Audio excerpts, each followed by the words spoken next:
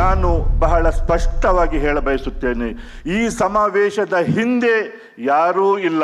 ಯಾರೆಲ್ಲ ಇದ್ದಾರೋ ಅವರು ಮುಂದೆಯೇ ಇದ್ದಾರೆ.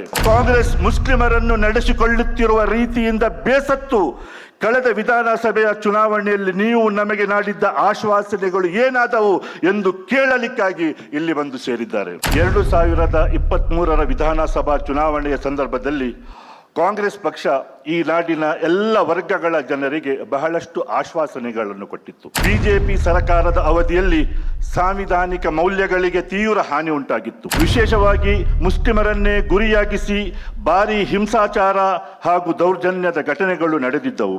ಕಾಂಗ್ರೆಸ್ ಮುಸ್ಲಿಮರಿಗೆ ಯಾವ ಆಶ್ವಾಸನೆಗಳನ್ನು ನೀಡಿತೋ ಆ ಆಶ್ವಾಸನೆಗಳಿಂದಾಗಿ ಈ ಸಮುದಾಯದಲ್ಲಿ ಒಂದು ರೀತಿಯ ಆಶಾವಾದ ಬೆಳೆಯಿತು. ಇನ್ನೊಂದು ಪಕ್ಷದ ಆಯ್ಕೆ ಅವಕಾಶ ಇದ್ದರೂ ಒಂದು ಸುಭದ್ರ ಸರ್ಕಾರ ರಚನೆಗಾಗಿ ಮುಸಲ್ಮಾನರು ಕಾಂಗ್ರೆಸ್ ಪಕ್ಷವನ್ನು ಒಗ್ಗಟ್ಟಾಗಿ ಬೆಂಬಲಿಸಿದರು. ನೀವು ನಮಗೆ ಭರವಸೆಗಳನ್ನು ನೀಡಿ ನಮ್ಮಿಂದ ಮತ ಪಡೆದು ಈಗ ನಮ್ಮನ್ನು ನಿರ್ಲಕ್ಷಿಸಿದ್ದೀರಿ ಎಂದು ಎಚ್ಚರಿಸಲಿಕ್ಕಾಗಿ ಈ ಸಮಾವೇಶ ನಡೀತಾ ಇದೆ. ಇದು ಯಾರದೇ ವಿರುದ್ಧ ನಡೆಯುತ್ತಿರುವಂತಹ ಸಮಾವೇಶ ಅಲ್ಲ. ಈ ಸಮಾವೇಶದ ಹಿಂದೆ ಖಂಡಿತ ಸಂಘರ್ಷದ ಉದ್ದೇಶ ಇಲ್ಲ. ನಮಗೆ ಯಾರೊಂದಿಗೂ ದ್ವೇಷವಿಲ್ಲ.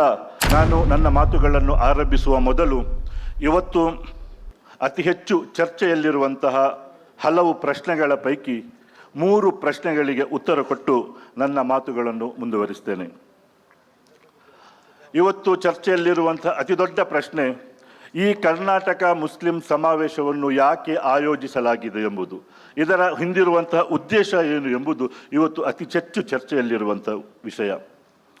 ಇವತ್ತಿಗೆ 3 ವರ್ಷಗಳ ಹಿಂದೆ 2023ರ ವಿಧಾನಸಭಾ ಚುನಾವಣೆಯ ಸಂದರ್ಭದಲ್ಲಿ ಕಾಂಗ್ರೆಸ್ ಪಕ್ಷ ಈ ನಾಡಿನ ಎಲ್ಲ ವರ್ಗಗಳ ಜನರಿಗೆ ಬಹಳಷ್ಟು ಆಶ್ವಾಸನೆಗಳನ್ನು ಕೊಟ್ಟಿತ್ತು. ಈ ನಾಡಿನ ದಲಿತರು, ಹಿಂದುಳಿದವರು, ರೈತರು, ಕಾರ್ಮಿಕರು, ಮಹಿಳೆಯರು ಹೀಗೆ ಎಲ್ಲ ವರ್ಗಗಳಿಗೆ ಕೊಟ್ಟಂತೆಯೇ ಈ ನಾಡಿನ ಮುಸ್ಲಿಮರಿಗೂ ಕೆಲವೊಂದು ಆಶ್ವಾಸನೆಗಳನ್ನು ಕಾಂಗ್ರೆಸ್ ಪಕ್ಷ ಕೊಟ್ಟಿತ್ತು. ರಾಜ್ಯದಲ್ಲಿ ಅದರ ಹಿಂದೆ ಇದ್ದಂತಹ ಬಿಜೆಪಿ ಸರ್ಕಾರದ ಅವಧಿಯಲ್ಲಿ ಸಾಂವಿಧಾನಿಕ ಮೌಲ್ಯಗಳಿಗೆ ತೀವ್ರ ಹಾನಿ ಉಂಟಾಗಿತ್ತು. ಸಾಮಾಜಿಕ ನ್ಯಾಯಕ್ಕೆ ಭಾರಿ ಹಿನ್ನಡೆಯಾಗಿತ್ತು. ಸಾಮಾಜಿಕ ಸಂಬಂಧಗಳು ಶಿಥಿಲಗೊಂಡಿದ್ದವು. ಸಮಾಜದ ದಮನಿತರು ಮತ್ತು ಶೋಷಿತರ ಬದುಕು ಅತ್ಯಂತ ದುಸ್ತರವಾಗಿತ್ತು. ಸರಕಾರದ ಘೋರ ಪಕ್ಷಪಾತಿ ಹಾಗೂ ಕೋಮುವಾದಿ ಧೋರಣೆಗಳಿಂದಾಗಿ ಸಮಾಜದಲ್ಲಿ ಅಶಾಂತಿ, ಅಪನಂಬಿಕೆಗಳು ವ್ಯಾಪಕವಾಗಿದ್ದವು. ವಿಶೇಷವಾಗಿ ಮುಸ್ಲಿಮರನ್ನೇ ಗುರಿಯಾಗಿಸಿ ಭಾರಿ ಹಿಂಸಾಚಾರ ಹಾಗೂ ದೌರ್ಜನ್ಯದ ಘಟನೆಗಳು ನಡೆದಿದ್ದವು. ಮುಸ್ಲಿಮರ ಅಸ್ಮಿತೆ, ಬದುಕು, ಜೀವನೋಪಾಯಗಳ ಮೇಲೆಯೂ ಯೋಜಿತ ದಾಳಿಗಳು ನಡೆದಿದ್ದವು. ಇಂತಹ ಸಂದರ್ಭದಲ್ಲಿ ಚುನಾವಣೆ ಬಂದಾಗ ಕಾಂಗ್ರೆಸ್ ಮುಸ್ಲಿಮರಿಗೆ ಯಾವ ಆಶ್ವಾಸನೆಗಳನ್ನು ನೀಡಿತೋ ಆ ಆಶ್ವಾಸನೆಗಳಿಂದಾಗಿ ಈ ಸಮುದಾಯದಲ್ಲಿ ಒಂದು ರೀತಿಯ ಆಶಾವಾದ ಬೆಳೆಯಿತು. ಕಾಂಗ್ರೆಸ್ ನಾಯಕರು ಅಂದಿನ ಬಿಜೆಪಿ ಸರ್ಕಾರದ ಒಂದೊಂದು ತಪ್ಪನ್ನು ಪ್ರಸ್ತಾಪಿಸಿ ಅವುಗಳನ್ನೆಲ್ಲ ಸರಿಪಡಿಸುವುದೇ ನಮ್ಮ ಆದ್ಯತೆಯಾಗಿರುತ್ತದೆ ಎಂದು ವಾಗ್ದಾನ ಮಾಡಿದ್ದರು. ಈ ರಾಜ್ಯದಲ್ಲಿ ಜಾತ್ಯತೀತ ಮತ್ತು ಸಾಂವಿಧಾನಿಕ ಮೌಲ್ಯಗಳನ್ನು ಎತ್ತಿ ಹಿಡಿಯುವ, ಎಲ್ಲರಿಗೂ ನ್ಯಾಯ ಸಮಾನತೆಯನ್ನು ಒದಗಿಸುವ, ದ್ವೇಷವನ್ನು ಹತ್ತಿಕ್ಕಿ ಸಹಬಾಳ್ವೆಯನ್ನು ಪ್ರೋತ್ಸಾಹಿಸುವ, ಸಾಮಾಜಿಕ ನ್ಯಾಯವನ್ನು ಖಾತರಿಪಡಿಸುವ ಸರ್ಕಾರ ನಮ್ಮದಾಗಲಿದೆ ಎಂದು ಆಗ ಕಾಂಗ್ರೆಸ್ ಘೋಷಿಸಿತ್ತು. ಕರ್ನಾಟಕವನ್ನು ಮತ್ತೆ ಸರ್ವ ಜನಾಂಗದ ಶಾಂತಿಯ ತೋಟ ಆಗಿ ಮಾರ್ಪಡಿಸುತ್ತೇವೆ ಎಂಬ ಭರವಸೆಯನ್ನು ಕೊಡಲಾಗಿತ್ತು. ಆದ್ದರಿಂದಲೇ ಆ ಚುನಾವಣೆಯಲ್ಲಿ ರಾಜ್ಯದ ಮುಸ್ಲಿಮರು ಒಗ್ಗಟ್ಟಾಗಿ ಎಲ್ಲರೂ ತಮ್ಮ ಮತಗಳು ಹರಿಹಂಚಿ ಹೋಗಿ ಚದುರಿ ಹೋಗದಂತೆ ಕಾಪಾಡಿಕೊಂಡು ಕಾಂಗ್ರೆಸ್ ಪಕ್ಷಕ್ಕೆ ಅಭೂತಪೂರ್ವ ಬೆಂಬಲ ನೀಡಿದ್ದರು. ಇನ್ನೊಂದು ಪಕ್ಷದ ಆಯ್ಕೆ ಅವಕಾಶ ಇದ್ದರೂ ಒಂದು ಸುಭದ್ರ ಸರ್ಕಾರ ರಚನೆಗಾಗಿ ಮುಸಲ್ಮಾನರು ಕಾಂಗ್ರೆಸ್ ಪಕ್ಷವನ್ನು ಒಗ್ಗಟ್ಟಾಗಿ ಬೆಂಬಲಿಸಿದರು. ಆ ಚುನಾವಣೆಯಲ್ಲಿ ಕಾಂಗ್ರೆಸ್ಗೆ ಇತರ ಸಮುದಾಯಗಳ ಎಷ್ಟು ಶೇಕಡ ಮತ ಸಿಕ್ಕಿತ್ತೋ ಅದಕ್ಕೆ ಹೋಲಿಸಿದರೆ ರಾಜ್ಯದ ಬೇರೆ ಯಾವುದೇ ಸಮುದಾಯಕ್ಕಿಂತ ಅತಿ ಹೆಚ್ಚು ಪ್ರಮಾಣದಲ್ಲಿ ತಮ್ಮ ಮತಗಳನ್ನು ಕಾಂಗ್ರೆಸ್ಗೆ ನೀಡಿದ್ದು ಇಲ್ಲಿನ ಮುಸ್ಲಿಮರು. ಚುನಾವಣೋತ್ತರ ಅಂಕಿ ಅಂಶಗಳು ಇದನ್ನು ಸಾಬೀತುಪಡಿಸಿವೆ. ಮಾತ್ರ ಅಲ್ಲ, ಪಕ್ಷದ ನಾಯಕರು ಕೂಡ ಇದನ್ನು ಸಾರ್ವಜನಿಕವಾಗಿ ಒಪ್ಪಿಕೊಂಡಿದ್ದಾರೆ. ಹೀಗೆ ಕಾಂಗ್ರೆಸ್ ಆ ಚುನಾವಣೆಯಲ್ಲಿ ದೊಡ್ಡ ಬಹುಮತದೊಂದಿಗೆ ಗೆಲ್ಲುವಲ್ಲಿ ಮುಸ್ಲಿಮರು ನಿರ್ಣಾಯಕ ಪಾತ್ರ ವಹಿಸಿದರು. ಈ ಬಗ್ಗೆ ಇವತ್ತು ಯಾರಿಗೂ ಯಾವುದೇ ರೀತಿಯ ಸಂಶಯ ಉಳಿದಿಲ್ಲ. ಆದರೆ ಅದಾಗಿ ಇವತ್ತು 3 ವರ್ಷಗಳು ಕಳೆದಿವೆ. ಅಂದರೆ ಸರ್ಕಾರದ ಅರ್ಧ ಅವಧಿಗಿಂತ ಹೆಚ್ಚು ಅವಧಿ ಮುಗಿದು ಹೋಗಿದೆ, 2 ವರ್ಷಗಳು ಮಾತ್ರ ಉಳಿದಿವೆ. ಆದ್ದರಿಂದ ಈಗ ಕಾಂಗ್ರೆಸ್ ಮುಸ್ಲಿಮರಿಗೆ ನೀಡಿದ್ದ ಆ ಭರವಸೆಗಳ ಕತೆ ಏನಾಯಿತು ಎಂದು ಪ್ರಶ್ನಿಸುವಂತಹ ಕಾಲ ಬಂದಿದೆ. ನಮಗೆ ಏನೆಲ್ಲ ಭರವಸೆಗಳನ್ನು ನೀಡಲಾಗಿತ್ತು, ಅವುಗಳಲ್ಲಿ ಯಾವುದನ್ನು ಈಡೇರಿಸಲಾಗಿದೆ, ಯಾವುದನ್ನು ಈಡೇರಿಸಲೇ ಇಲ್ಲ, ಮುಸ್ಲಿಮರ ಜೊತೆ ಕಾಂಗ್ರೆಸ್ ಸರ್ಕಾರ ಹೇಗೆ ನಡೆದುಕೊಂಡಿದೆ, ಇವೆಲ್ಲವನ್ನು ಕಾಂಗ್ರೆಸ್ ಸರ್ಕಾರಕ್ಕೆ ಮತ್ತು ಅವರ ವರಿಷ್ಠರಿಗೆ ನೆನಪಿಸಲು ಮತ್ತು ಈ ಕೂಡಲೇ ಅವುಗಳನ್ನು ಈಡೇರಿಸುವಂತೆ ಒತ್ತಾಯಿಸಲು ಇವತ್ತು ಈ ಸಮಾವೇಶವನ್ನು ಇಲ್ಲಿ ಆಯೋಜಿಸಲಾಗಿದೆ. ಇಂದು ಗೆದ್ದವರ ಉತ್ತರದಾಯಿತ್ವವನ್ನು ಗೆಲ್ಲಿಸಿದವರು ಪ್ರಶ್ನಿಸುವಂತಹ ಈ ಸಮಾವೇಶ ಅತ್ಯಂತ ಪ್ರಜಾತಾಂತ್ರಿಕ ಸಮಾವೇಶವಾಗಿದೆ. ಇನ್ನು ಇಲ್ಲಿ ಕೇಳಲಾಗ್ತಾ ಇರುವಂಥ 2ನೇ ಪ್ರಶ್ನೆ, ಈ ಸಮಾವೇಶದ ಹಿಂದೆ ಯಾರಿದ್ದಾರೆ, ಇದನ್ನು ಯಾರು ಮಾಡಿಸುತ್ತಿದ್ದಾರೆ ಎಂಬುದು. ನಾನು ಬಹಳ ಸ್ಪಷ್ಟವಾಗಿ ಹೇಳಬಯಸುತ್ತೇನೆ, ಈ ಸಮಾವೇಶದ ಹಿಂದೆ ಯಾರೂ ಇಲ್ಲ. ಯಾರೆಲ್ಲ ಇದ್ದಾರೋ ಅವರು ಮುಂದೆಯೇ ಇದ್ದಾರೆ ಮತ್ತು ಇರುವವರೆಲ್ಲರೂ ಧೈರ್ಯದಿಂದ ಮುಂದೆ ನಿಂತು ಈ ಸಮಾವೇಶವನ್ನು ಆಯೋಜಿಸುತ್ತಿದ್ದಾರೆ. ಈ ಸಮಾವೇಶದ ಮುಂದೆ ಇರುವವರೆಲ್ಲರೂ ಈ ರಾಜ್ಯದ ಮುಸ್ಲಿಮರು. ಈ ಸಮಾವೇಶವನ್ನು ಬೆಂಬಲಿಸಿ ಈ ವೇದಿಕೆಯ ಮೇಲೆ ಕುಳಿತವರೆಲ್ಲರೂ ವಿವಿಧ ಮುಸ್ಲಿಂ ಸಮುದಾಯದ ಸಂಘಟನೆಗಳ ನಾಯಕರು. ಇವತ್ತು ಇಲ್ಲಿ ಬಂದು ಸೇರಿರುವ ಈ ಪ್ರತಿಯೊಬ್ಬರೂ ಈ ರಾಜ್ಯದ ವಿವಿಧ ಜಿಲ್ಲೆಗಳ ಮಸೀದಿ ಜಮಾತ್ಗಳ ಹೊಣೆಗಾರರು, ಮುಸ್ಲಿಂ ಸಂಘಟನೆಗಳ ಮುಖಂಡರು, ಸಂಘ ಸಂಸ್ಥೆಗಳ ಪದಾಧಿಕಾರಿಗಳು, ಉಲೆಮಾಗಳು ಮತ್ತು ಸಾಮಾಜಿಕ ಕಾರ್ಯಕರ್ತರು ಹಾಗೂ ಯುವಕರು. ಇಲ್ಲಿರುವ ಪ್ರತಿಯೊಬ್ಬ ಮುಖಂಡರ ಹಿಂದೆಯೂ ನೂರಾರು ಸಾವಿರಾರು ಬೆಂಬಲಿಗರಿದ್ದಾರೆ, ಮತದಾರರಿದ್ದಾರೆ. ಅವರೆಲ್ಲರೂ ಕಾಂಗ್ರೆಸ್ ಮುಸ್ಲಿಮರನ್ನು ನಡೆಸಿಕೊಳ್ಳುತ್ತಿರುವ ರೀತಿಯಿಂದ ಬೇಸತ್ತು ಕಳೆದ ವಿಧಾನಸಭೆಯ ಚುನಾವಣೆಯಲ್ಲಿ ನೀವು ನಮಗೆ ನೀಡಿದ್ದ ಆಶ್ವಾಸನೆಗಳು ಏನಾದವು ಎಂದು ಕೇಳಲಿಕ್ಕಾಗಿ ಇಲ್ಲಿ ಬಂದು ಸೇರಿದ್ದಾರೆ. ಇವತ್ತು ಕೇಳಲಾಗ್ತಾ ಇರುವಂಥ 3ನೇ ಪ್ರಶ್ನೆ, ಮುಸ್ಲಿಮರು ಪ್ರತ್ಯೇಕವಾಗಿ ಸಮಾವೇಶ ಮಾಡಿದರೆ ಅದು ಸಾಮಾಜಿಕ ಧ್ರುವೀಕರಣಕ್ಕೆ, ಪೊಲರೈಸೇಷನ್ಗೆ ಕಾರಣ ಆಗುವುದಿಲ್ಲವೇ ಎಂಬುದು. ಮುಸ್ಲಿಮರು ಸಮಾವೇಶ ಮಾಡಿದ ಕೂಡಲೇ ಅದರಿಂದ ಪೊಲರೈಸೇಷನ್ ಆಗ್ತದೆ, ಧ್ರುವೀಕರಣ ಆಗ್ತದೆ ಎಂಬ ಭಯ ಆವರಿಸಿರುವವರಿಗೆ ನಾವು ಹೇಳುವುದಿಷ್ಟೇ, ಈ ರಾಜ್ಯದ ಒಕ್ಕಲಿಗರು, ಲಿಂಗಾಯತರು, ಬ್ರಾಹ್ಮಣರು, ದಲಿತರು, ಹೀಗೆ ವಿವಿಧ ಸಮುದಾಯಗಳು, ಹಾಗೆ ಇಲ್ಲಿನ ರೈತರು, ಕಾರ್ಮಿಕರು ಇತ್ಯಾದಿ ವರ್ಗಗಳು ತಮ್ಮ ಬೇಡಿಕೆಗಳನ್ನು ಈಡೇರಿಸಿ ಎಂದು ಒತ್ತಾಯಿಸಿ ಸಭೆ, ಸಮಾರಂಭ, ಸಮಾವೇಶ, ಪ್ರತಿಭಟನೆ ಎಲ್ಲವನ್ನೂ ಮಾಡುತ್ತವೆ. ಅದು ಅವರ ಸಾಂವಿಧಾನಿಕ ಹಕ್ಕು. ಅವರ ಹಕ್ಕುಗಳನ್ನು ಆಲಿಸಿ ನ್ಯಾಯಯುತ ಬೇಡಿಕೆಗಳನ್ನು ಈಡೇರಿಸುವುದು ಸರ್ಕಾರದ ಕರ್ತವ್ಯ. ಆದರೆ ಪ್ರಸ್ತುತ ಸಮುದಾಯಗಳು ತಮ್ಮ ಹಕ್ಕುಗಳಿಗಾಗಿ ನಡೆಸುವ ಸಮಾವೇಶಗಳು ಧ್ರುವೀಕರಣಕ್ಕೆ, ಪೊಲರೈಸೇಷನ್ಗೆ ಕಾರಣವಾಗುತ್ತವೆ ಎಂದು ಯಾರೂ ಎಂದೂ ವಾದಿಸುವುದಿಲ್ಲ.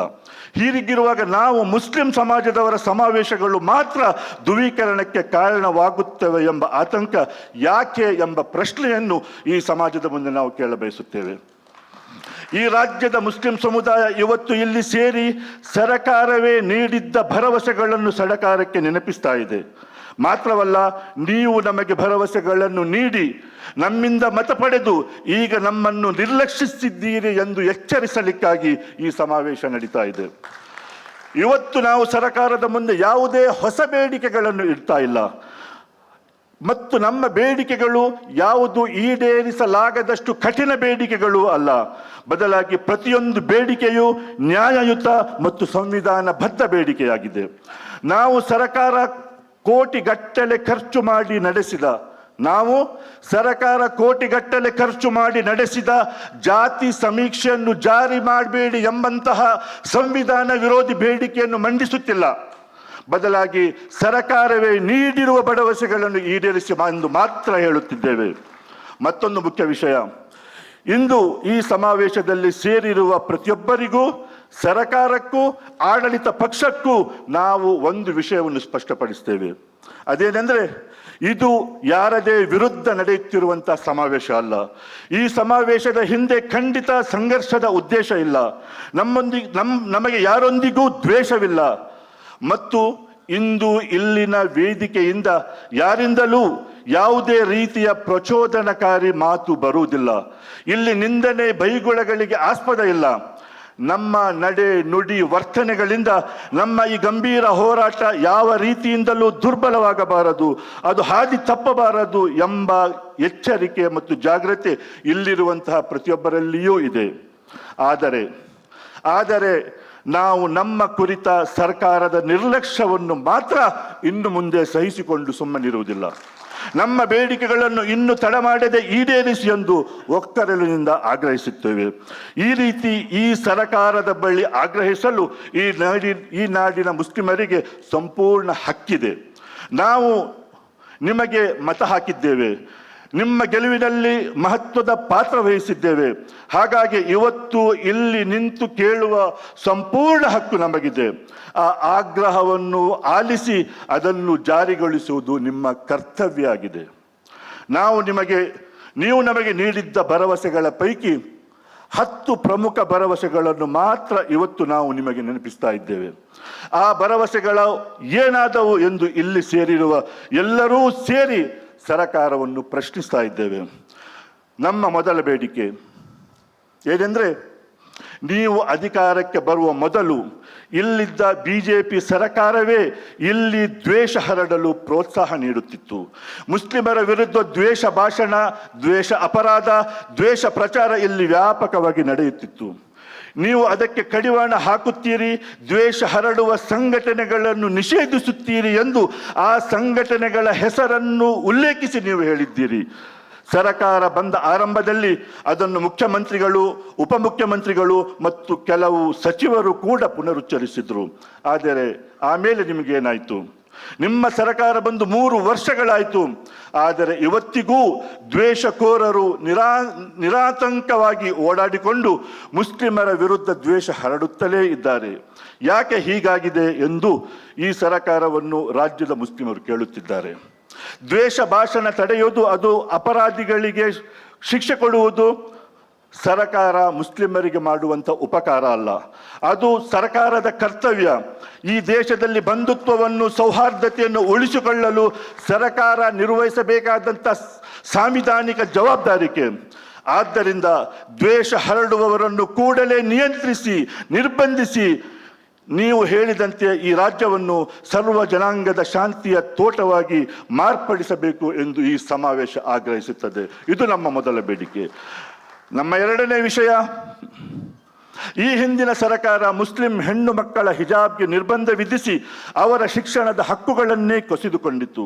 100 ಮುಸ್ಲಿಂ ವಿದ್ಯಾರ್ಥಿನಿಯರನ್ನು ಬೀದಿಗೆ ದೂಡಿತ್ತು. ಕಾಂಗ್ರೆಸ್ ಸರ್ಕಾರ ಬಂದ ಕೂಡಲೇ ಅಂತಹ ಜನವಿರೋಧಿ ಕ್ರಮಗಳನ್ನು ವಾಪಸ್ ಪಡೆಯಲಾಗುವುದು ಎಂದು ಹೇಳಲಾಗಿತ್ತು.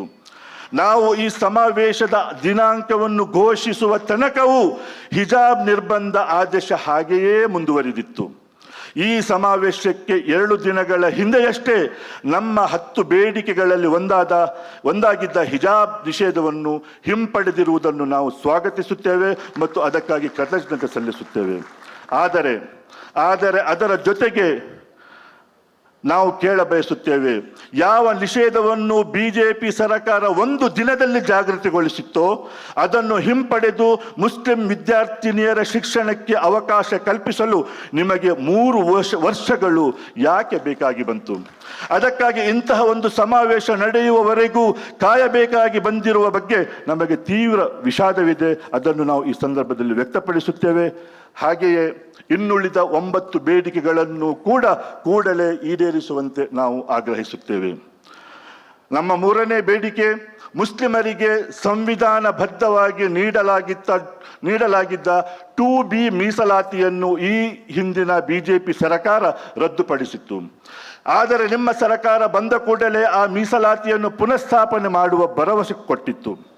ಆದರೆ 3 ವರ್ಷಗಳು ಕಳೆದರೂ ಮುಸ್ಲಿಮರಿಂದ ಅನ್ಯಾಯವಾಗಿ ಕಿತ್ತುಕೊಳ್ಳಲಾಗಿದ್ದ ಆ ಮೀಸಲಾತಿಯನ್ನು ಇನ್ನೂ ನೀವು ಮರಳಿಸಿಲ್ಲ. ಸುಪ್ರೀಂ ಕೋರ್ಟ್ 2B ಮೀಸಲಾತಿಯನ್ನು ರದ್ದು ಮಾಡುವ ಹಿಂದಿನ ಬಿಜೆಪಿ ಸರ್ಕಾರದ ಆದೇಶಕ್ಕೆ ತಡೆಯಾಜ್ಞೆ ನೀಡಿ 3 ವರ್ಷಗಳು ಕಳೆದಿವೆ.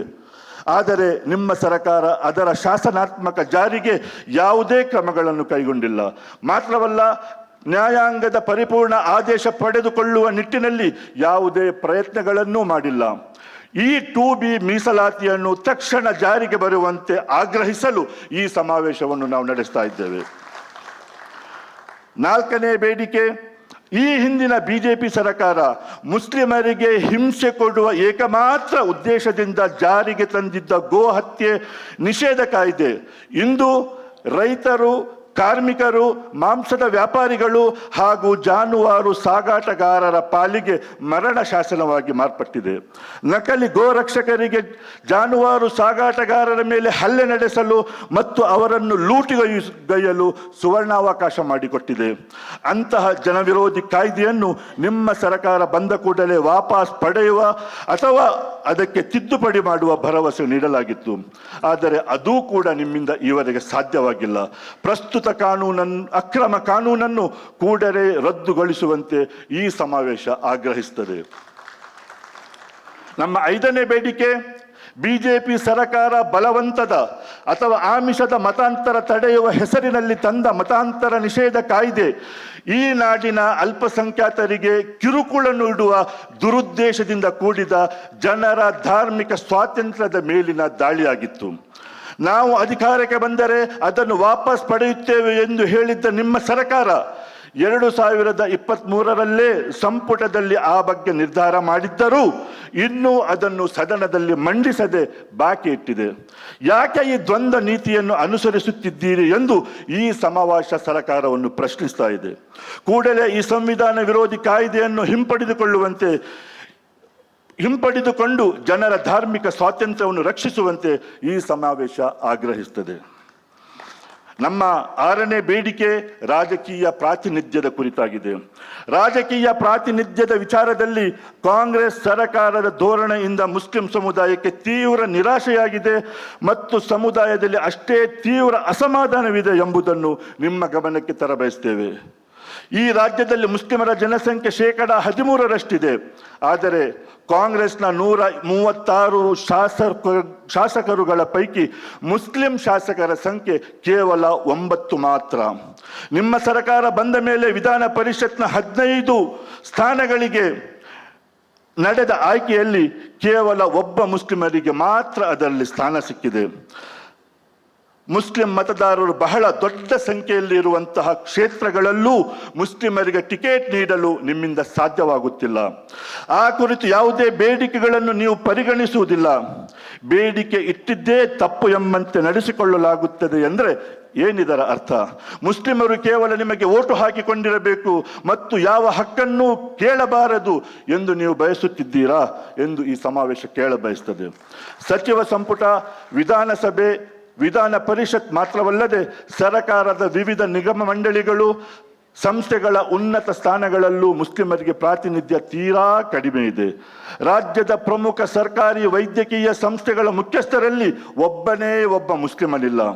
ಈ ಸಮಾವೇಶದ ಮೂಲಕ ನಾವು ಶಾಸನ ಸಭೆಗಳಲ್ಲಿ ಮತ್ತು ಸರ್ಕಾರದ ವಿವಿಧ ಸಂಸ್ಥೆಗಳ ಮುಖ್ಯಸ್ಥರ ಹುದ್ದೆಗಳಲ್ಲಿ ಮುಸ್ಲಿಮರಿಗೆ ಅವರ ಜನಸಂಖ್ಯೆಗೆ ಅನುಗುಣವಾಗಿ ಸೂಕ್ತ ಪ್ರಾತಿನಿಧ್ಯ ನೀಡಬೇಕೆಂದು ಆಗ್ರಹಿಸುತ್ತೇವೆ. ನಮ್ಮ 7ನೇ ಬೇಡಿಕೆ, ಅಲ್ಪಸಂಖ್ಯಾತರಿಗೆ ನೀಡಲಾದ ಆರ್ಥಿಕ ಭರವಸೆಗಳಲ್ಲಿ ಅತ್ಯಂತ ಸ್ಪಷ್ಟವಾಗಿ 1,000 ಕೋಟಿ ರೂಪಾಯಿಗಳ ಅನುದಾನದ ವಾಗ್ದಾನ ಮಾಡಲಾಗಿತ್ತು. ಆದರೆ 3 ಬಜೆಟ್ಗಳ ನಂತರವೂ ಹಂಚಿಕೆಯಾದ ಒಟ್ಟು ಮೊತ್ತವು ಭರವಸೆ ನೀಡಿದ ಮೊತ್ತದ ಅರ್ಧಕ್ಕಿಂತಲೂ ಕಡಿಮೆ ಇದೆ ಮತ್ತು ಆ ಗುರಿಯನ್ನು ತಲುಪಲು ಯಾವುದೇ ಸಾರ್ವಜನಿಕ ಮಾರ್ಗಸೂಚಿಯನ್ನು ಈವರೆಗೆ ಘೋಷಿಸಲಾಗಿಲ್ಲ ಎಂಬುದನ್ನು ವಿಷಾದದಿಂದ ಹೇಳುತ್ತಿದ್ದೇವೆ. ಆದ್ದರಿಂದ ಮುಸ್ಲಿಂ ಸಮುದಾಯದ ಶಿಕ್ಷಣ, ವೃತ್ತಿ, ಜೀವನೋಪಾಯಗಳನ್ನು ರಕ್ಷಿಸಿ ಅಭಿವೃದ್ಧಿಪಡಿಸುವ ವಿಶೇಷ ಯೋಜನೆಯನ್ನು ರೂಪಿಸಿ ಅದಕ್ಕೆ ಬೇಕಾದ ಸಂಪನ್ಮೂಲಗಳನ್ನು ಒದಗಿಸುವಂತೆ ಈ ಸಮಾವೇಶ ಆಗ್ರಹಿಸುತ್ತದೆ. ನಮ್ಮ 8ನೇ ಬೇಡಿಕೆ ವಕ್ಫ್ ಆಸ್ತಿಗೆ ಸಂಬಂಧಿಸಿದ್ದು. ವಕ್ಫ್ ಭೂಮಿ ಅತಿಕ್ರಮಣ, ಅಕ್ರಮ ಮಾರಾಟ, ಅಕ್ರಮ ಗುತ್ತಿಗೆ, ಕಡಿಮೆ ಮೌಲ್ಯದ ಗುತ್ತಿಗೆ, ಮಾಲೀಕತ್ವದ ವಿವಾದ ಮತ್ತು ಅಸಮರ್ಪಕ ಬಳಕೆಯನ್ನು ತಡೆಯುವ ಭರವಸೆ ನೀಡಲಾಗಿತ್ತು. ಅದಾವುದನ್ನೂ ಈಡೇರಿಸಲಾಗಿಲ್ಲ. ವಕ್ಫ್ ಆಸ್ತಿಗಳ ಮರುಪಡೆಯುವಿಕೆ, ವಕ್ಫ್ ಅಭಿವೃದ್ಧಿ ಮತ್ತು ವಕ್ಫ್ ಹೊಣೆಗಾರಿಕೆ ವಿಷಯದಲ್ಲಿ ಸರ್ಕಾರದಿಂದ ಯಾವುದೇ ತೃಪ್ತಿದಾಯಕ ಕೆಲಸ ಆಗಿಲ್ಲ. ಕೇಂದ್ರ ಸರ್ಕಾರ ಕೇಂದ್ರ ಸರ್ಕಾರ ದುರುದ್ದೇಶದಿಂದ ಜಾರಿ ಮಾಡಿದ ವಕ್ಫ್ ತಿದ್ದುಪಡಿ ಕಾಯ್ದೆಯನ್ನು ನಿಮ್ಮ ಸರ್ಕಾರ ಪರಿಣಾಮಕಾರಿಯಾಗಿ ವಿರೋಧಿಸಲಿಲ್ಲ ಮತ್ತು ಈ ವಿಷಯದಲ್ಲಿ ಮುಸ್ಲಿಮರ ಹಕ್ಕುಗಳನ್ನು ರಕ್ಷಿಸಲು ರಾಜ್ಯ ಮಟ್ಟದಲ್ಲಿ ಯಾವುದೇ ಆಸಕ್ತಿಯನ್ನು ತೋರಿಸಲಿಲ್ಲ. ಈ ಬಗ್ಗೆ ಈ ಸಮಾವೇಶವು ತೀವ್ರ ಅಸಮಾಧಾನವನ್ನು ವ್ಯಕ್ತಪಡಿಸುತ್ತಾ ವಕ್ಫ್ ಆಸ್ತಿಗಳ ರಕ್ಷಣೆಗಾಗಿ ಯೋಜನೆಗಳನ್ನು ರೂಪಿಸುವಂತೆ ಆಗ್ರಹಿಸುತ್ತದೆ. ನಮ್ಮ 9ನೇ ಬೇಡಿಕೆ ಜಾತಿ ಗಣತಿ ವಿಷಯಕ್ಕೆ ಸಂಬಂಧಿಸಿದ್ದು. ಜಾತಿ ಗಣತಿ ವಿಷಯದಲ್ಲಿ ನಿಮ್ಮ ಸರ್ಕಾರ ರಾಜ್ಯದ ಎಲ್ಲ ಹಿಂದುಳಿದ ವರ್ಗಗಳಿಗೆ, ದಲಿತರಿಗೆ, ಅಲ್ಪಸಂಖ್ಯಾತರಿಗೆ ಹಾಗೂ ದುರ್ಬಲ ವರ್ಗಗಳಿಗೆ ಭಾರೀ ಅನ್ಯಾಯ ಮಾಡಿದೆ ಮತ್ತು ನಿರಾಶೆ ಉಂಟು ಮಾಡಿದೆ. ಮಾನ್ಯ ಸಿದ್ದರಾಮಯ್ಯನವರ ಮೊದಲ ಅಧಿಕಾರಾವಧಿಯಲ್ಲಿ ಅವರೇ ಆದೇಶಿಸಿ ಮಾಡಿಸಿದ್ದ ಕಾಂತರಾಜ್ ವರದಿಯನ್ನು ಜಾರಿ ಮಾಡಿ ಈ ನಾಡಿನ ಎಲ್ಲ ವರ್ಗಗಳಿಗೆ ನ್ಯಾಯ ಕೊಡಬೇಕಿತ್ತು. ಅದೊಂದು ಐತಿಹಾಸಿಕ ದಾಖಲೆಯಾಗುತ್ತಿತ್ತು, ಇಡೀ ದೇಶಕ್ಕೆ ಮಾದರಿಯಾಗುತ್ತಿತ್ತು. ಆದರೆ ಕೆಲವು ಬಲಾಢ್ಯ ಸಮುದಾಯಗಳ ಒತ್ತಡಕ್ಕೆ ಮಣಿದು ಆ ವರದಿಯನ್ನು ಬದಿಗಿಟ್ಟು ಇನ್ನೊಂದು ವರದಿಯನ್ನು ಮಾಡಿಸಿದಿರಿ. ಆ ಹೊಸ ಮಧುಸೂದನ್ ಆರ್ ನಾಯಕ್ ವರದಿಯೂ ಇನ್ನೂ ಮಂಡನೆಯಾಗಿಲ್ಲ. ಯಾಕೆ ಹೀಗೆ ತಡ ಮಾಡಲಾಗ್ತಾ ಇದೆ? ಇದರ ಹಿಂದೆ ಯಾರ ಒತ್ತಡ ಕೆಲಸ ಮಾಡುತ್ತಿದೆ ಎಂಬುದನ್ನು ನಾವು ತಿಳಿಯಬಯಸ್ತೇವೆ. ಕೂಡಲೇ ಜಾತಿ ಗಣತಿ ವರದಿಯನ್ನು ಜಾರಿಗೊಳಿಸಿ ಪ್ರತಿಯೊಂದು ಸಮುದಾಯಕ್ಕೂ ಅವರ ಹಕ್ಕುಗಳನ್ನು ಕೊಡುವಂತೆ ಈ ಸಮಾವೇಶ ನಿಮ್ಮನ್ನು ಆಗ್ರಹಿಸುತ್ತದೆ. ಮುಸ್ಲಿಂ ಸಮುದಾಯದಲ್ಲಿ ಅತ್ಯಂತ ಹಿಂದುಳಿದ ವರ್ಗಗಳಾದ ನದ್ದಾಫ್ ಮತ್ತು ಪಿಂಜಾರ ಸಮುದಾಯಗಳ ಸರ್ವಾಂಗೀಣ ಅಭಿವೃದ್ಧಿಗೆ ಸರ್ಕಾರ ಸೂಕ್ತ ಕ್ರಮಗಳನ್ನು ತಕ್ಷಣ ಕೈಗೊಳ್ಳಬೇಕೆಂದು ಈ ಸಮಾವೇಶ ಆಗ್ರಹಿಸುತ್ತದೆ. ನಮ್ಮ 10ನೇ ಬೇಡಿಕೆ ಶಿಕ್ಷಣಕ್ಕೆ ಸಂಬಂಧಿಸಿದ್ದು. ಮುಸ್ಲಿಂ ವಿದ್ಯಾರ್ಥಿಗಳಿಗೆ ಶಿಕ್ಷಣದ ವಿಷಯದಲ್ಲಿ ಈ ಸರ್ಕಾರದಿಂದ ಒಂದಷ್ಟು ಒಳ್ಳೆಯ ಕೆಲಸಗಳು ಆಗಿವೆ ಎಂಬುದನ್ನು ನಾವು ಒಪ್ಪಿಕೊಳ್ಳುತ್ತೇವೆ, ಅದಕ್ಕಾಗಿ ಕೃತಜ್ಞತೆಯನ್ನು ಸಲ್ಲಿಸ್ತೇವೆ. ಆದರೆ ಅದ್ಯಾವುದು ತೃಪ್ತಿಕರವಾಗಿಲ್ಲ ಎಂಬುದನ್ನು ನಿಮ್ಮ ಗಮನಕ್ಕೆ ತರಲಿಚ್ಛಿಸುತ್ತೇವೆ. ಸಿಬ್ಬಂದಿ ನೇಮಕಾತಿ, ಸಿಬ್ಬಂದಿ ಬಳಕೆ, ಪಠ್ಯಕ್ರಮದ ವ್ಯಾಪ್ತಿ, ವಿದ್ಯಾರ್ಥಿ ವೇತನದ ಸರಿಯಾದ ವಿತರಣೆ ಮತ್ತು ವಸತಿ ನಿಲಯಗಳ ಸಾಮರ್ಥ್ಯದ ವಿಷಯದಲ್ಲಿ ಬಹಳಷ್ಟು ಕೆಲಸ ಇನ್ನೂ ಆಗಬೇಕಿದೆ. ಹಲವೆಡೆ ಮೌಲಾನಾ ಆಜಾದ್ ಶಾಲೆಗಳ ಪರಿಸ್ಥಿತಿ ಅತ್ಯಂತ ಚಿಂತಾಜನಕವಾಗಿದೆ. ಈ ಎಲ್ಲ ವಿಷಯಗಳ ಬಗ್ಗೆ ಗಮನ ಹರಿಸುವಂತೆ ಈ ಸಮಾವೇಶ ನಿಮ್ಮನ್ನು ಆಗ್ರಹಿಸುತ್ತದೆ. ನಮ್ಮ ಕೊನೆಯ ಬೇಡಿಕೆ SIR ಕುರಿತಾಗಿದೆ. ಅದು ಸರಕಾರದ ಭರವಸೆಗಳ ಪಟ್ಟಿಯಲ್ಲಿ ಇಲ್ಲದಿದ್ದರೂ ಈಗ SIR ಎಂಬುದು ಈ ದೇಶದ ಎದುರಿರುವ ಅತಿದೊಡ್ಡ ಸವಾಲಾಗಿದೆ. SIR ಬಿಹಾರ ಮತ್ತು ಪಶ್ಚಿಮ ಬಂಗಾಳದಲ್ಲಿ ಎಷ್ಟು ಗಂಭೀರ ಸಮಸ್ಯೆಗಳನ್ನು ಸೃಷ್ಟಿಸಿದೆ ಎಂಬುದನ್ನು ನಾವು ನೋಡಿದ್ದೇವೆ. ಅಲ್ಲಿನ ಚುನಾವಣಾ ಫಲಿತಾಂಶದಲ್ಲಿ SIRನ ಪರಿಣಾಮಗಳ ಬಗ್ಗೆ ಇವತ್ತು ರಾಷ್ಟ್ರ ಮಟ್ಟದಲ್ಲಿಯೇ ಚರ್ಚೆಯಾಗ್ತಾ ಇದೆ. ಈಗ ಅದೇ SIR ಅನ್ನು ಕರ್ನಾಟಕದಲ್ಲಿ ಪ್ರಾರಂಭಿಸಲಾಗುತ್ತಿದೆ. ಇದು ಈ ನಾಡಿನ ಎಲ್ಲ ದುರ್ಬಲ ವರ್ಗಗಳ ಪಾಲಿಗೆ ದೊಡ್ಡ ಸವಾಲಾಗಿದೆ. ಆದರೂ ಈ ಗಂಭೀರ ವಿಷಯದಲ್ಲಿ ನಿಮ್ಮ ಸರ್ಕಾರ ಒಂದು ಸ್ಪಷ್ಟ ನಿಲುವು ತೆಗೆದುಕೊಳ್ಳುವಲ್ಲಿ ಹಿಂಜರಿತಾ ಇದೆ. ಕೂಡಲೇ SIR ಕುರಿತು ಒಂದು ನಿರ್ಧಾರ ಕೈಗೊಂಡು ಅದು ಈ ರಾಜ್ಯದಲ್ಲಿ ಜಾರಿಯಾಗದಂತೆ ತಡೆಯಲು ಮತ್ತು ರಾಜ್ಯದ ಒಬ್ಬನೇ ಒಬ್ಬ ಮತದಾರ ತನ್ನ ಮತದಾನದ ಹಕ್ಕಿನಿಂದ ವಂಚಿತನಾಗದಂತೆ ಸೂಕ್ತ ಕ್ರಮ ಕೈಗೊಳ್ಳಬೇಕೆಂದು ಈ ಸಮಾವೇಶ ಆಗ್ರಹಿಸುತ್ತದೆ. SIR ಎಂಬುದು ಕೇಂದ್ರ ಸರ್ಕಾರ ಈ ದೇಶದ ಶೋಷಿತರು ಮತ್ತು ವಿಶೇಷವಾಗಿ ಮುಸ್ಲಿಮರ ಮೇಲೆ ನಡೆಸುತ್ತಿರುವ ಮತ್ತೊಂದು ದಾಳಿ ಎಂಬ ಬಗ್ಗೆ ಈಗ ಯಾವ ಅನುಮಾನವೂ ಉಳಿದಿಲ್ಲ. SIR ಎಂಬುದು ಮತಪಟ್ಟಿ ಪರಿಷ್ಕರಣೆ ಅಲ್ಲ, ಬದಲಾಗಿ ಸಾಂವಿಧಾನಿಕ ಅಧಿಕಾರವೇ ಇಲ್ಲದೆ ನಡೆಸುತ್ತಿರುವ ನಾಗರಿಕತ್ವ ಪರಿಶೀಲನೆ. ಜನರ ಬಳಿ ಇಲ್ಲದ ದಾಖಲೆಗಳನ್ನು ಕೇಳಿ ಅವರ ನಾಗರಿಕತ್ವವನ್ನು ನಿರಾಕರಿಸುವ ಮತ್ತು ಮುಸ್ಲಿಮರು ದಾಖಲೆಗಳನ್ನು ತೋರಿಸಿದರೂ ಲಾಜಿಕಲ್ ಡಿಸ್ಕ್ರಿಪೆನ್ಸಿ ಹೆಸರಲ್ಲಿ ಅವರನ್ನು ಹೊರದಬ್ಬಲೆಂದೇ ರೂಪಿತವಾಗಿರುವಂತಹ ಒಂದು ಯೋಜನೆ. ಹೀಗಾಗಿ ಅದು ರದ್ದಾಗಲೇಬೇಕು. ಅದು ಜಾರಿಯಾದಲ್ಲಿ ಸರ್ಕಾರ ಕೇಳುವ ದಾಖಲೆಗಳಿಲ್ಲದ ಅರ್ಹ ಮತದಾರರು ಮತಾಧಿಕಾರವನ್ನು ಮಾತ್ರವಲ್ಲ ನಾಗರಿಕತ್ವವನ್ನೇ ಕಳೆದುಕೊಳ್ಳುವಂತಹ ಅಪಾಯವಿದೆ. ಆದ್ದರಿಂದ ರಾಜ್ಯದಲ್ಲಿ SIR ಜಾರಿಯಾಗದಂತೆ ನೋಡಿಕೊಳ್ಳಬೇಕು. ಆ ನಿಟ್ಟಿನಲ್ಲಿ ಲಭ್ಯವಿರುವ ಸಾಂವಿಧಾನಿಕ ಅಧಿಕಾರ ಮತ್ತು ಅವಕಾಶಗಳನ್ನು ಬಳಸಿಕೊಳ್ಳಬೇಕು. ಹಾಗೂ ಈವರೆಗಿನ SIR ಜಾರಿಯಾದ ರಾಜ್ಯಗಳಲ್ಲಿ ವಿಶೇಷವಾಗಿ ಪಶ್ಚಿಮ ಬಂಗಾಳದಲ್ಲಿ ಆಗಿರುವ ಅನಾಹುತವನ್ನು ಸುಪ್ರೀಂ ಕೋರ್ಟಿನ ಗಮನಕ್ಕೆ ತಂದು ಚುನಾವಣಾ ಆಯೋಗವು ಕರ್ನಾಟಕವನ್ನೂ ಒಳಗೊಂಡಂತೆ ಉಳಿದ 22 ರಾಜ್ಯಗಳಲ್ಲಿ 3ನೇ ಹಂತದ SIR ಪ್ರಕ್ರಿಯೆ ಜಾರಿ ಮಾಡದಂತೆ ಆದೇಶಿಸಬೇಕೆಂದು ಒತ್ತಡ ತರಬೇಕು ಎಂದು ಈ ಸಮಾವೇಶ ಆಗ್ರಹಿಸುತ್ತದೆ. ಈ ಎಲ್ಲ ಮುಖ್ಯ ವಿಷಯಗಳಲ್ಲಿ ಕಾಂಗ್ರೆಸ್ ಸರ್ಕಾರ ಏನು ಹೇಳಿತ್ತು, ಯಾವ ಭರವಸೆಗಳನ್ನು ನೀಡಿತ್ತು, ಆ ಪೈಕಿ ಎಷ್ಟು ಭರವಸೆಗಳನ್ನು ಈಡೇರಿಸಿದೆ ಎಂಬ ಮಹತ್ವದ ಪ್ರಶ್ನೆಗಳಿಗೆ ಉತ್ತರ ನೀಡುವ ಒಂದು ವಸ್ತುನಿಷ್ಠ ವರದಿಯನ್ನು ನಾವು ಈ ಸಮಾವೇಶದಲ್ಲಿ ಬಿಡುಗಡೆಗೊಳಿಸಲಿದ್ದೇವೆ. ಜೊತೆಗೆ ಕಾಂಗ್ರೆಸ್ ಸರ್ಕಾರ ಇನ್ನೂ ತಡ ಮಾಡದೆ ಈಡೇರಿಸಬೇಕಾದ ಆಗ್ರಹಗಳ ಪಟ್ಟಿಯನ್ನು ನಾವಿಂದು ಮಂಡಿಸುತ್ತಿದ್ದೇವೆ. ನೀವು ನಮಗೆ ನೀಡಿರುವ ಆಶ್ವಾಸನೆಗಳು ಕೇವಲ ನಮ್ಮ ಅವಶ್ಯಕತೆಗಳಲ್ಲ, ಅವು ಈ ದೇಶದ ಸಂವಿಧಾನ ನಮಗೆ ನೀಡಿರುವ ಹಕ್ಕುಗಳನ್ನು ಆಧರಿಸಿದಂತಹ ಭರವಸೆಗಳು. ಈಗಾಗಲೇ 3 ವರ್ಷ ತಡ ಆಗಿದೆ. ಇನ್ನು ತಡ ಮಾಡದೆ ನೀವು ಈ ಭರವಸೆಗಳನ್ನು ಈಡೇರಿಸಬೇಕೆಂದು ನಾವು ಆಗ್ರಹಿಸುತ್ತೇವೆ.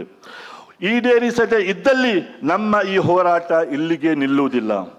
ನೀವು ನಮಗೆ ನೀಡಿರುವ ಭರವಸೆಗಳನ್ನು ಈಡೇರಿಸುವವರೆಗೂ ನಾವು ನಮ್ಮ ಹೋರಾಟವನ್ನು ಮುಂದುವರಿಸಲು ಸಜ್ಜರಾಗಿದ್ದೇವೆ ಮತ್ತು ಅದಕ್ಕಾಗಿ ಮುಂದಿನ ಹಂತಗಳ ಯೋಜನೆಗಳು ನಮ್ಮ ಬಳಿ ಸಿದ್ಧವಾಗಿದೆ ಎಂಬುದನ್ನು ತಿಳಿಸ್ತಾ ಇದ್ದೇವೆ. ನಾವು ಸಂವಿಧಾನಬದ್ಧವಾಗಿ ಮತ್ತು ಶಾಂತಿಯುತವಾಗಿ ನಿಮ್ಮ ಸರ್ಕಾರ ಕೊಟ್ಟಿದ್ದ ಭರವಸೆಗಳನ್ನು ಈಡೇರಿಸುವಂತೆ ಮಾಡಲು ನಿರಂತರ ಶ್ರಮಿಸಲಿಕ್ಕಿದ್ದೇವೆ. ಈ ನ್ಯಾಯಯುತ ಭರವಸೆಗಳು ಈಡೇರುವವರೆಗೂ ನಾವು ವಿರಮಿಸುವುದಿಲ್ಲ. ನಿಮ್ಮ ಸರ್ಕಾರ ರಾಜ್ಯದ ಜನತೆಗೆ 5 ಗ್ಯಾರಂಟಿಗಳನ್ನು ನೀಡಿತ್ತು. ಆ ಗ್ಯಾರಂಟಿಗಳನ್ನು ಈಡೇರಿಸಿದ್ದೀರಿ ಕೂಡ. ಅದಕ್ಕಾಗಿ ನಾವು ಸರ್ಕಾರಕ್ಕೆ ಅಭಿನಂದನೆಗಳನ್ನು ಸಲ್ಲಿಸುತ್ತೇವೆ. ಆದರೆ ಈ ರಾಜ್ಯದ ಎಲ್ಲ ಸಮುದಾಯಗಳಿಗೆ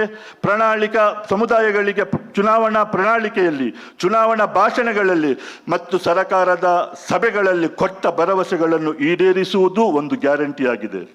ಸರ್ಕಾರ ತನ್ನ ಮಾತನ್ನು ಉಳಿಸಿಕೊಳ್ಳಬೇಕು, ತನ್ನ ಭರವಸೆಗಳನ್ನು ಈಡೇರಿಸುವ ಗ್ಯಾರಂಟಿಯನ್ನು ಜಾರಿಗೊಳಿಸಬೇಕು ಅಂತ ಈ ಸಮಾವೇಶ ಆಗ್ರಹಿಸುತ್ತದೆ. ಇನ್ನು ಕೊನೆಯ ಮಾತು, ಭಾರತ ಗಣರಾಜ್ಯಕ್ಕೆ ಬಂಧುತ್ವವೇ ಬುನಾದಿ ಎಂದು ಸಂವಿಧಾನ ಸಭೆಯಲ್ಲಿ ಡಾಕ್ಟರ್ ಬಾಬಾ ಸಾಹೇಬ್ ಅಂಬೇಡ್ಕರ್ ಸ್ಪಷ್ಟವಾಗಿ ಹೇಳಿದ್ದರು. ಹೀಗಾಗಿ ನಮ್ಮ ಸಂವಿಧಾನದ ಪೀಠಿಕೆಯಲ್ಲೂ ಬಂಧುತ್ವದ ಮಹತ್ವವನ್ನು ಅತ್ಯಂತ ಗಮನಾರ್ಹವಾಗಿ ಎತ್ತಿ ಹಿಡಿಯಲಾಗಿದೆ. ಇಂದು ಮುಸ್ಲಿಂ ಸಮುದಾಯವನ್ನು ವ್ಯವಸ್ಥಿತವಾಗಿ ಅನ್ಯೀಕರಿಸುತ್ತಾ, ಸಾಂಸ್ಥಿಕವಾಗಿ ಅವರೊಂದಿಗೆ ತಾರತಮ್ಯವೆಸಗುತ್ತಾ ಆ ಬಂಧುತ್ವದ ಆಶಯದ ಮೇಲೆ ಕೋಮುವಾದಿ ಶಕ್ತಿಗಳು ತೀವ್ರ ಆಕ್ರಮಣ ನಡೆಸುತ್ತಿದ್ದಾರೆ. ಆದರೆ ಮುಸ್ಲಿಂ ಸಮುದಾಯ ಭಾರತದ ಗಣರಾಜ್ಯವನ್ನು ಮತ್ತು ಬಂಧುತ್ವವನ್ನು ಕಾಪಾಡಲು ಕಟಿಬದ್ಧವಾಗಿದೆ ಎಂಬುದನ್ನು ಈ ಸಂದರ್ಭದಲ್ಲಿ ಮತ್ತೊಮ್ಮೆ ಘೋಷಿಸುತ್ತಿದ್ದೇವೆ. ಅದಕ್ಕಾಗಿ 2023ರ ಚುನಾವಣೆಯಲ್ಲಿ ನಿಮ್ಮ ಪಕ್ಷವನ್ನು ಈ ಸಮುದಾಯ ಒಗ್ಗಟ್ಟಾಗಿ ಬೆಂಬಲಿಸಿತು. ಆದರೆ ನಿಮ್ಮ ಸರ್ಕಾರ ಸಂವಿಧಾನದ ಮೌಲ್ಯಗಳನ್ನು ಮತ್ತು ಬಂಧುತ್ವವನ್ನು ರಕ್ಷಿಸುವಲ್ಲಿ ತೀವ್ರ ಪ್ರಮಾಣದ ಕರ್ತವ್ಯ ಲೋಪವೆಸಗಿತು ಎಂಬುದನ್ನು ಕೂಡ ಈ ಸಂದರ್ಭದಲ್ಲಿ ತಿಳಿಸುತ್ತಿದ್ದೇವೆ. ಇದು ಹೀಗೆ ಮುಂದುವರಿದಲ್ಲಿ ಈ ರಾಜ್ಯದಲ್ಲಿ ಮುಂದಿನ ದಿನಗಳಲ್ಲಿ ಸಂವಿಧಾನ ವಿರೋಧಿ ಶಕ್ತಿಗಳು ಮತ್ತೊಮ್ಮೆ ಮೇಲುಗೈ ಸಾಧಿಸುವುದರಲ್ಲಿ ಸಂಶಯ ಇಲ್ಲ. ಅಂತಹ ಸಂದರ್ಭ ಒಂದು ವೇಳೆ ಬಂದರೆ ಈ ರಾಜ್ಯದ ಮುಸ್ಲಿಂ ಸಮುದಾಯ, ಇತರೆಲ್ಲ ಶೋಷಿತ ವಂಚಿತ ಸಮುದಾಯಗಳು ಮತ್ತು ಸಮಾನ ಮನಸ್ಕ ಶಕ್ತಿಗಳ ಜೊತೆ ಸೇರಿ ಅಂತಹ ದಿನಗಳು ಬಾರದಂತೆ ತಡೆಯಲು ಬದ್ಧತೆಯೊಂದಿಗೆ ಶ್ರಮಿಸಲಿಕ್ಕಿದೆ ಎನ್ನುವ ಭರವಸೆಯೊಂದಿಗೆ ನನ್ನ ಆಶಯ ಮಾತುಗಳನ್ನು ಮುಗಿಸ್ತೇನೆ. ಧನ್ಯವಾದಗಳು. ನಮ್ಮ ಕಾರ್ಯಕ್ರಮಗಳನ್ನು ನೀವು ನೋಡ್ತಾ ಇದ್ರೆ ನಮ್ಮ ಚಾನೆಲ್ ಅನ್ನ ಸಬ್ಸ್ಕ್ರೈಬ್ ಮಾಡಿ, ಪಕ್ಕದ ಬೆಲ್ ಐಕಾನ್ ಒತ್ತಿ ನಮ್ಮನ್ನ ಬೆಂಬಲಿಸಿ. ಹಾಗೆ ನಮ್ಮ ಕಾರ್ಯಕ್ರಮಗಳನ್ನ ಲೈಕ್ ಮಾಡಿ, ಕಮೆಂಟ್ ಮಾಡಿ, ಅದನ್ನ ಬೇರೆಯವರಿಗೂ ವಾಟ್ಸ್ಆಪ್ ಮೂಲಕ ಶೇರ್ ಮಾಡಿ. ನೀವು ಹೀಗೆ ಮಾಡಿದಾಗ ನಮ್ಮ ಚಾನೆಲ್ ಮತ್ತಷ್ಟು ಜನರಿಗೆ ತಲುಪಲು ನೀವು ನಮ್ಮೊಂದಿಗೆ ಸಹಕರಿಸಿದ ಹಾಗಾಗುತ್ತೆ. ಇದು ನೀವು ಯಾವುದೇ ಖರ್ಚಿಲ್ಲದೆ ಕೆಲವೇ ಸೆಕೆಂಡುಗಳಲ್ಲಿ ನೀಡಬಹುದಾದ ಸಹಕಾರ. ಧನ್ಯವಾದಗಳು.